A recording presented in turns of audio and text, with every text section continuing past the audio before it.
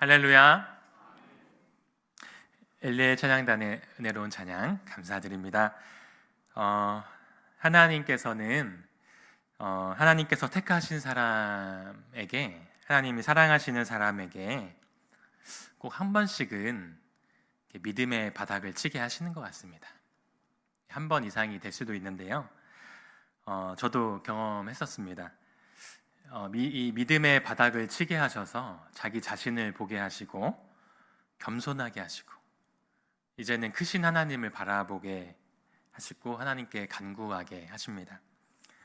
그게 하나님께서 사람을 사랑하시는 방법 같아요.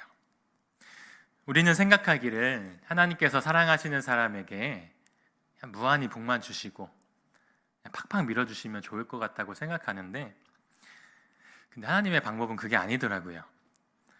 자기가 믿음이 좋은 줄 알게 되면 교만해지고 하나님을 떠나게 돼요. 은혜를 모르게 됩니다. 그런데 하나님은 사랑하시는 자와 꼭 함께 하고 싶어 하십니다.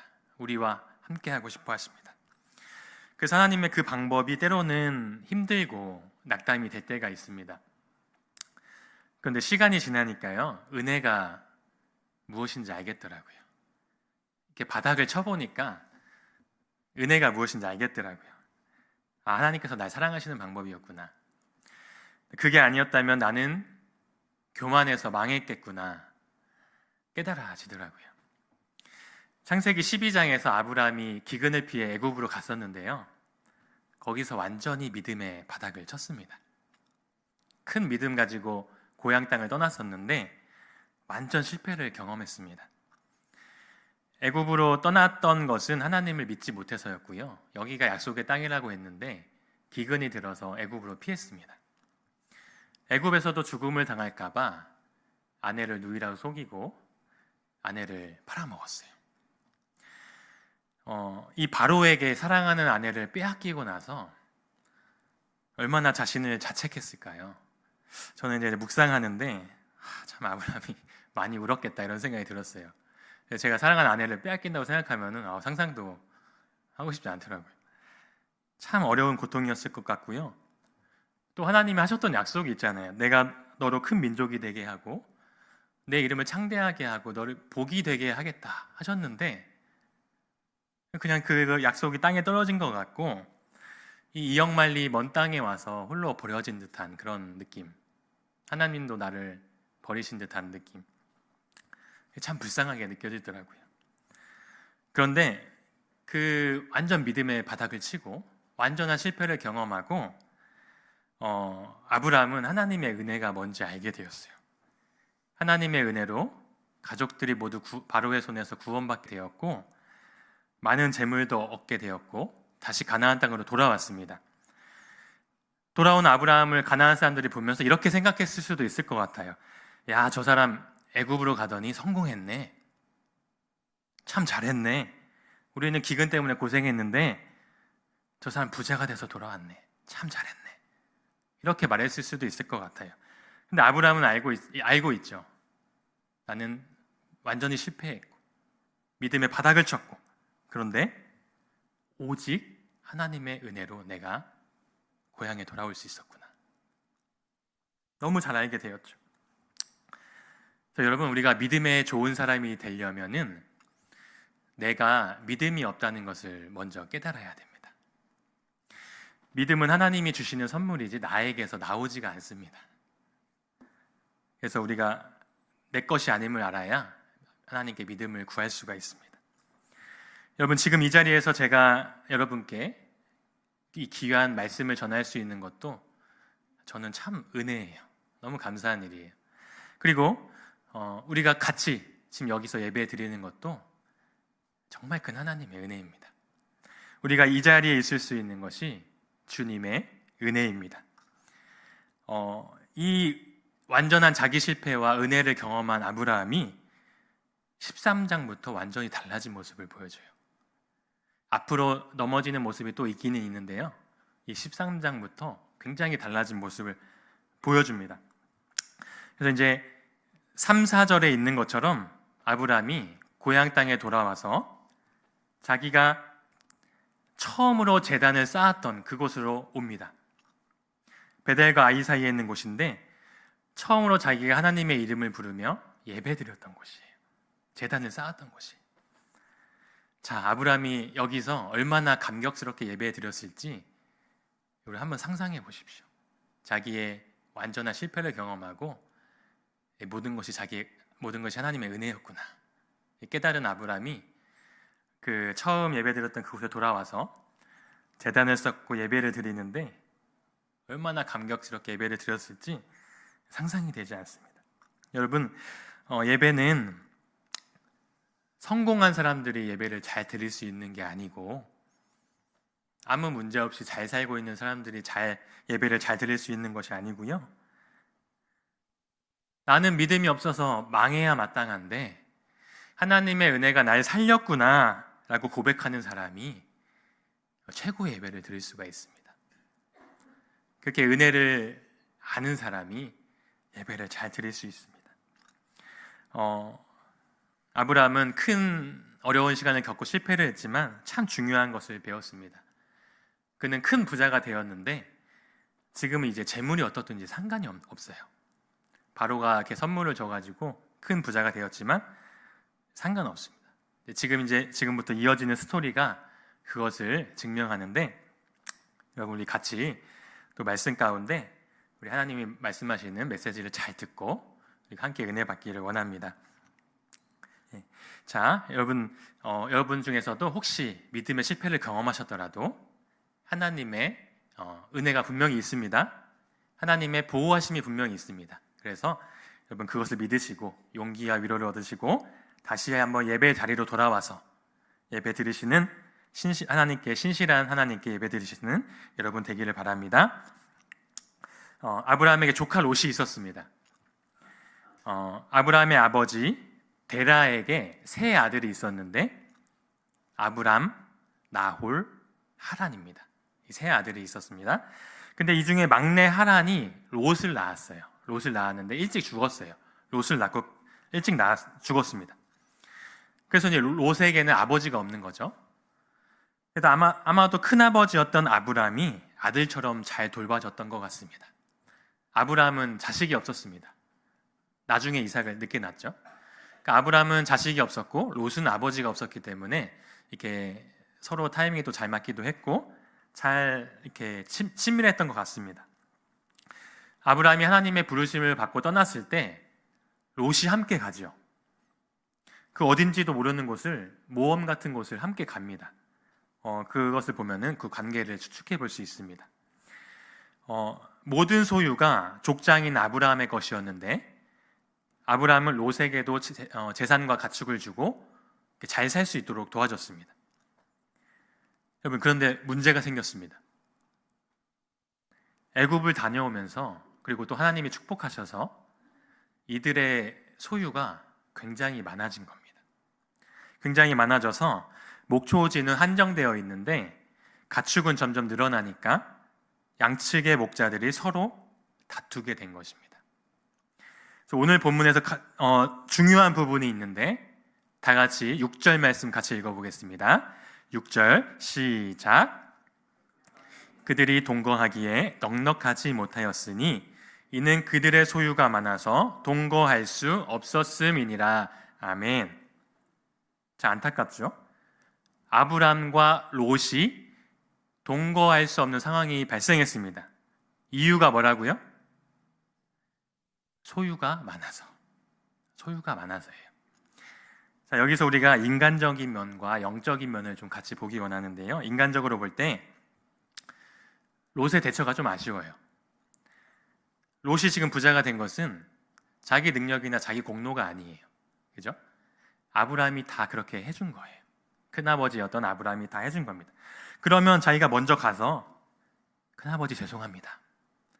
이렇게 돼서 유감입니다. 다 큰아버지 덕택에 제가 이렇게 된 건데 이렇게 돼서 유감입니다. 어떻게 하면 좋을까요? 이렇게 먼저 얘기했으면 좋았을 텐데 롯은 그냥 가만히 있죠. 아브라함이 먼저 롯에게 와서 얘기합니다. 아브라함은 재산에 관심 있는 사람이 아니에요. 화평을 더 중요시하게 여깁니다. 그래서 이제 아브라함이 제안하죠. 롯아, 우리가 친족인데 서로 싸워서야 되겠니? 자, 너한테 먼저 선택권을 줄게. 너가 좌하면 나는 우하겠고, 너가 우하면 내가 좌하겠다. 우리가 같이 살 수는 없을 것 같구나. 자, 여기서 우리가 아브라함의 제안을 잘 살펴봐야 되는데, 사실 아브라함이 먼저 선택할 수도 있었습니다. 그 연장자이고 롯의 보호자입니다. 그리고 아브라함은 예전에 무서운 기근을 경험했잖아요.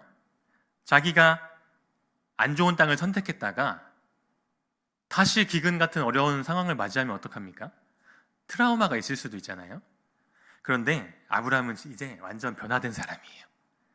이제 그런 것을 걱정하지 않아요. 처음에는 기근을 피해 약속의 땅을 도망갔는데 이제는 아브라함은 이제 그런 것이 두렵지가 않아요. 제안을 하는 거죠. 자, 롯이 그 제안을 받았습니다. 적어도 롯이 좀 양심이 있다면 큰아버지 먼저 선택하세요 이랬으면 좋았을 텐데, 롯은 참 이게 참 웃긴 친구예요. 제가 저기로 가겠습니다 이렇게 먼저 선택하는 거죠. 근데 롯은 소유에 관심이 있어요. 재산에 관심 있는 사람이에요.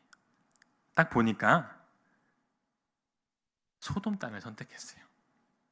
거기는 강이 있고 물이 많고 살기 좋은 땅입니다.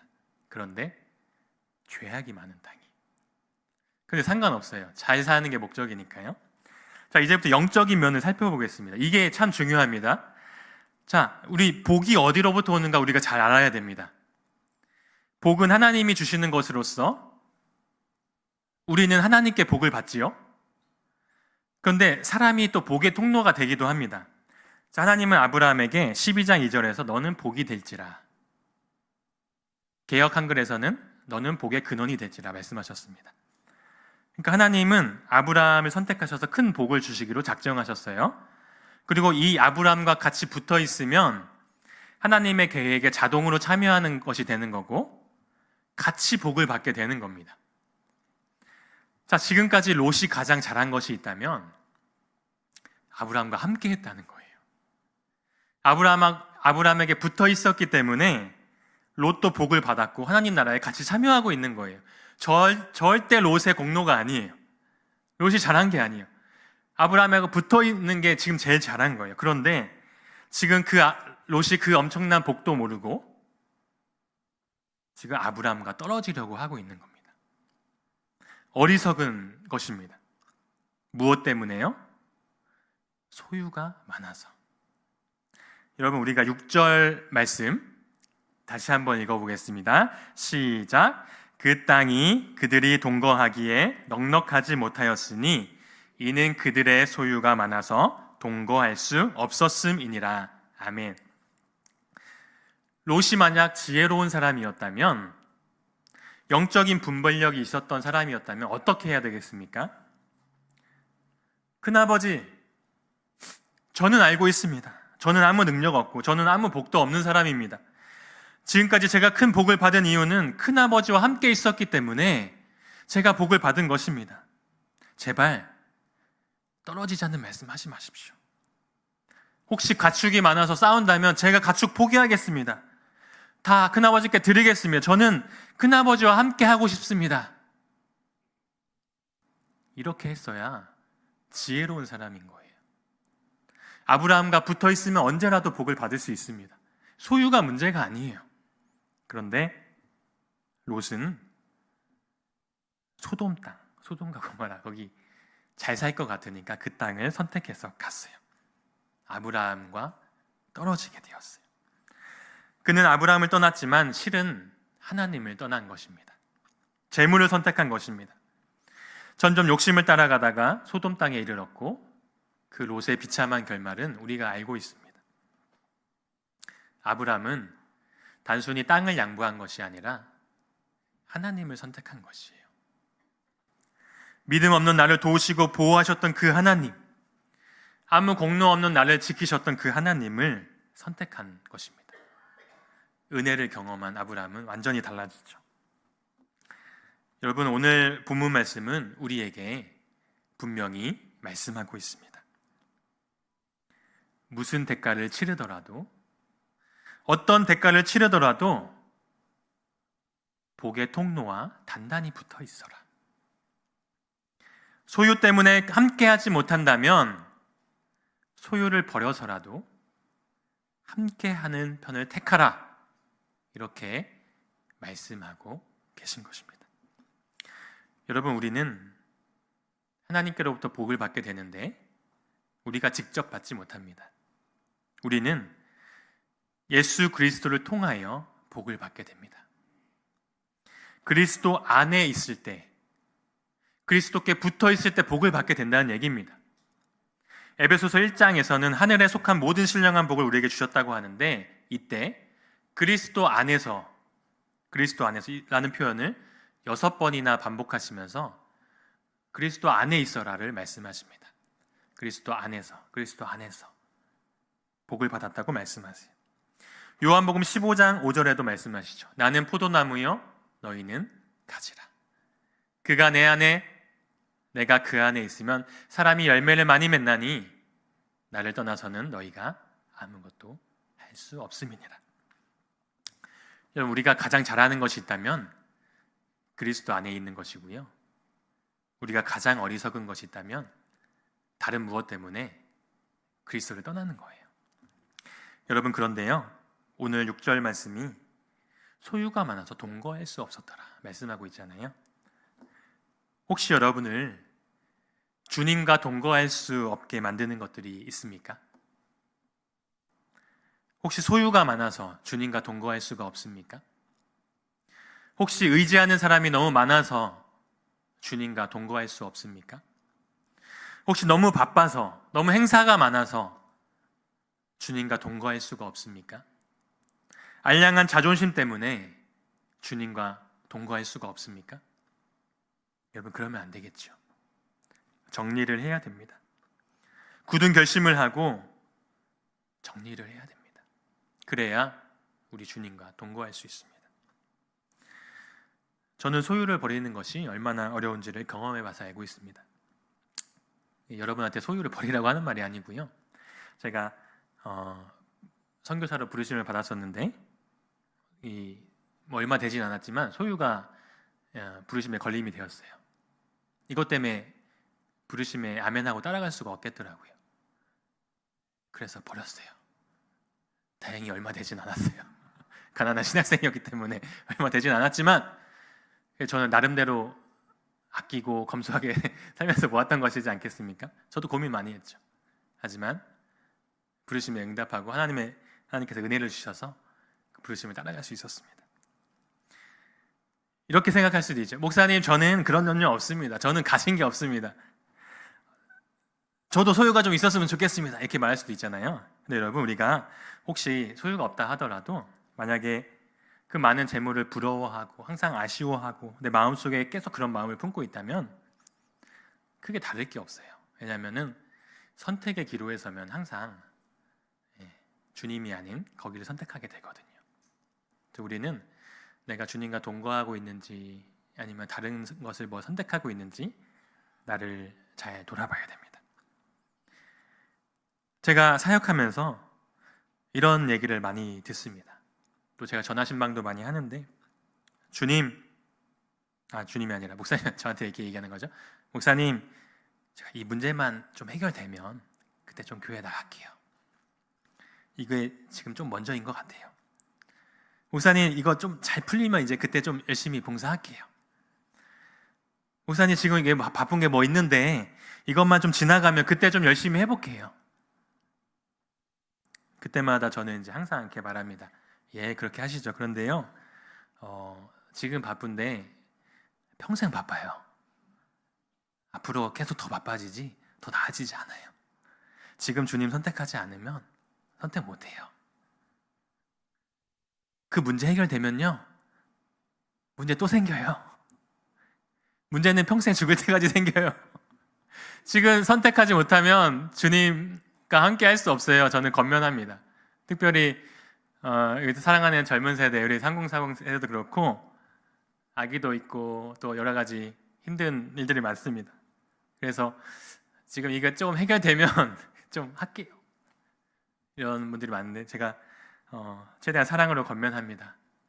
지금이 중요해요, 여러분. 이렇게 건면을 하죠. 아브라함이 아까 처음에 믿음의 바닥을 쳤다고 했잖아요. 실패하고 은혜를 경험했기에 지금 하나님을 선택할 수 있어요. 재물이 아니라 하나님을 선택하는, 우리도 사실 은혜를 경험해야 이런 선택을 할 수 있습니다. 주님이 아닌 것들을 버리고 주님을 선택할 수 있습니다.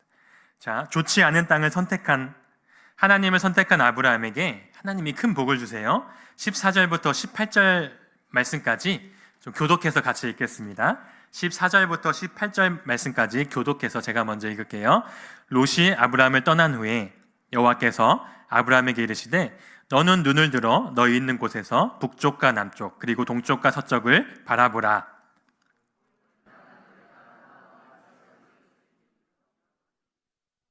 내가 내 자손이 땅에 티끌 같게 하리니 사람이 땅에 티끌을 능히 셀 수 있을진데 내 자손도 세리라.